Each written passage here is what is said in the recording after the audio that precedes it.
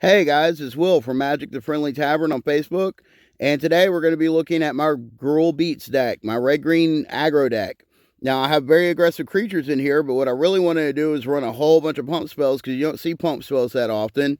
So we're running 7 plus 2 Ranger class, and you can count that as a pump spell, plus a few other abilities and stuff in there that'll pump our creatures.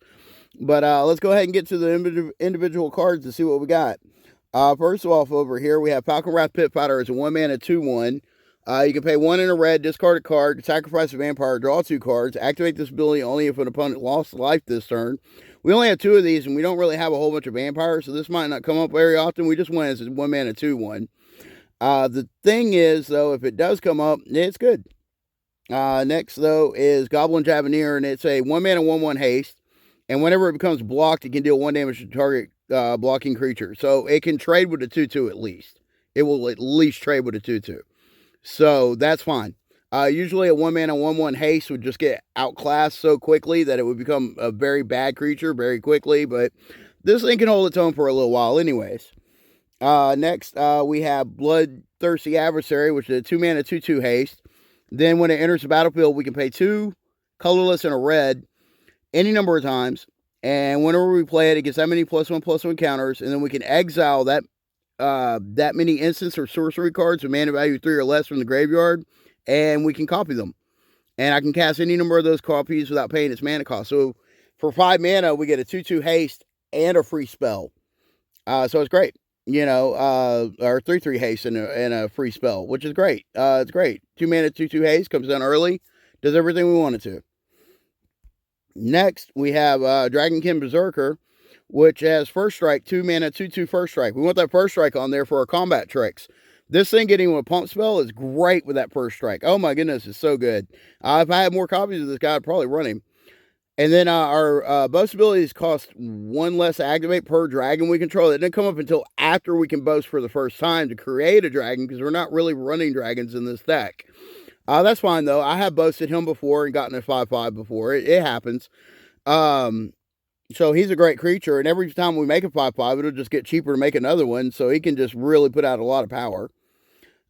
Next up, we have a Goblin Captain, which has Pack Tactics, which does come up every once in a while, and it's whenever it attacks, if I attack with creatures with total power 6 or greater in combat, it gains first strike. So a 3/1 first strike, great. Coming down early as a 2-mana 3/1 with all the pump spells that we have, we can really put in a lot of damage.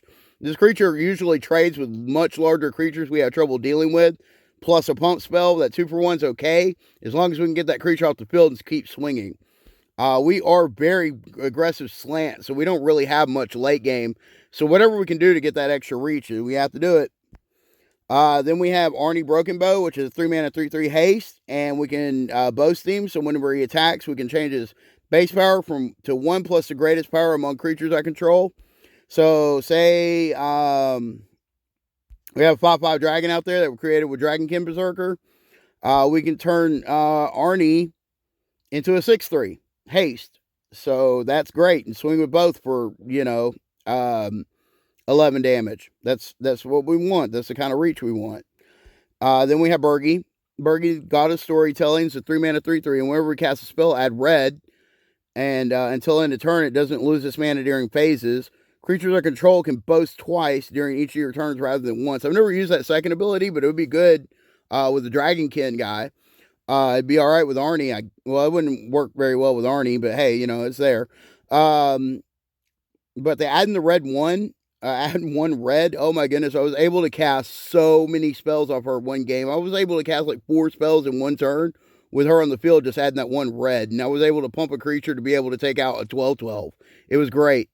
Her second half is a 5-mana, and we can discard a card to exile the top 2 cards of our library and play those cards this turn.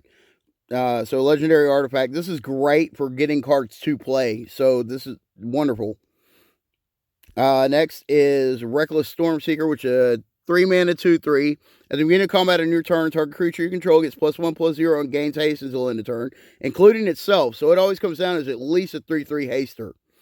Then it can flip, and at the beginning of combat on your turn, target creature gets +2/+0 and gains trample and haste until end of turn. So it can be a 5/4 trample haste, or I can give it to other people. Again, these are great abilities. This little creature is very aggressive, very stout, and very hard to deal with on the turn it comes down. Next up is our green creatures. We have Dragon's Guard Elite, which is a 2-mana 2/2, but we has Magecraft. Whenever we cast a spell, an instant or sorcery, you can put a +1/+1 counter on it. So if we give this a pump spell, it gets an additional +1/+1 counter. That's great. That is super great. This creature really does get big. We can hold its own. It's a very nice creature. It can pay 6 to double the number of +1/+1 counters on it as well to give us a little bit of late game. Then we have Tarju Paragon. The Paragon is 2-mana 3/2. That's mainly what we have it in here for, is a low drop 3/2. But if we are able to kick it for 5, it can go find another copy of itself, or a warrior, cleric, or wizard, or rogue. Mainly warriors, though. We have a few warriors in here somewhere. There's a warrior. We can find a Goblin Jaboneer. We can find the Falconwrath Pit Fighter. And we can find, that's it. But that's okay. Not a big deal. Not a big deal. So, I can find a copy of itself or a couple of copies of so there are 8 spells that it could possibly find. So that's fine. That's a good enough hit. If it finds one, it's good. We can kick it and whiff. It's not that big a deal. Mainly, we just want it to come down on turn 2 as a 3/2, though. Then next we have a 3-mana 2/3, and I'm really in love with this creature. I've been running a lot. I've been testing with it, and I think it's a lot better than people think. I think a lot of people are sleeping on this card. This card is awesome. 3-mana 2/3, Vigilance. Whenever it enters the battlefield, investigate. So it gives you a treasure token that can be paid 2 to sacrifice it to draw a card. But as long as you control a token, it gets +2/+0. So it comes down as a 3-mana 4/3 with Vigilance. That's huge. A 3-mana 4/3 with Vigilance is great. And then we have pump spells to get it even bigger. Oh, man, this thing is great. And if it's not on the field, or it doesn't matter how large it is, we can just sack the token for extra value. Also, if we're able to make tokens off Ranger class, the 2/2 Wolf tokens that Ranger class gives us, we'll also keep it on the field, allowing us to sacrifice our investigating or clue token without her dropping in power. So that's a really good synergy right there. Works really well. Next up will be our spells. We have Frostbite, first of all, which deals 2 damage to target creature or planeswalker. If I control 3 or more snow permanents, it deals 3 damage instead. So 1 mana for 3 damage is great, even if it doesn't hit a player. Over here, you can see we have snow lands to make this happen, because we're also running Blizzard Brawl, which choose target creature you control and target creature you don't control. If you control 3 or more snow permanents, the creature you control gets +1/+0 and indestructible until end of turn. Then those creatures fight. So it's a fight spell. It's a removal spell. But the indestructible and the +1/+0 are no joke. Giving it indestructible is great. You fight their creature, kill their creature, and then swing in. And if they block with another creature, that's another creature they lost, because the indestructible doesn't go away until end of turn. Great spell. Great spell. Really, really kind of a lot going on for an uncommon at 1 green. If this was instant, it'd be busted, but it's not. But it's great. It actually is kind of busted, even being a sorcery. Next, we're going to talk about Cathartic Power. Cathartic Power deals 3 damage to target creature or planeswalker, or we can discard up to 2 cards and draw that many cards. So if we flood out, this card can keep us in the game by drawing us fresh cards to stay aggro, or it can remove a blocker. It's great. Then our pump spells. First pump spell is Raise the Effigy, which is 1 red mana instant. You choose 1, destroy target artifact, or target attacking creature gets +2/+2 until end of turn. And that attacking clause is in there, so the spell isn't just super busted, because that flexibility at that low of mana really does make this spell pretty good. But we're aggressive. We're not going to be blocking, so this is exactly what we're looking for. So we have 4 copies of that. Next, we have 1 copy of Snakeskin Veil, which you can say +1/+1 counter on target creature you control and give it hexproof. A protection spell, but it also pumps. This is great for, keep saving that last creature that you really need to finish off the turn. or, blowing someone out that didn't expect it. Give them a 2-for-1. Then we have Inordinate Rage, which is a 2-mana instant. Target creature gets +3/+2 until end of turn. Scry 1. This is a pump spell that deals. This is a lot of pump for that amount of mana plus a scry. It's a really good card at common.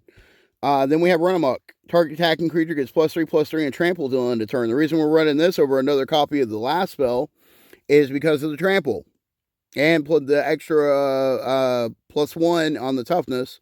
But this is attacking creature only, but we're aggressive. We don't care about blocking. We're not going to be using these combat tricks offensively. We're going to be using them offensively. So we're fine. We're in the clear.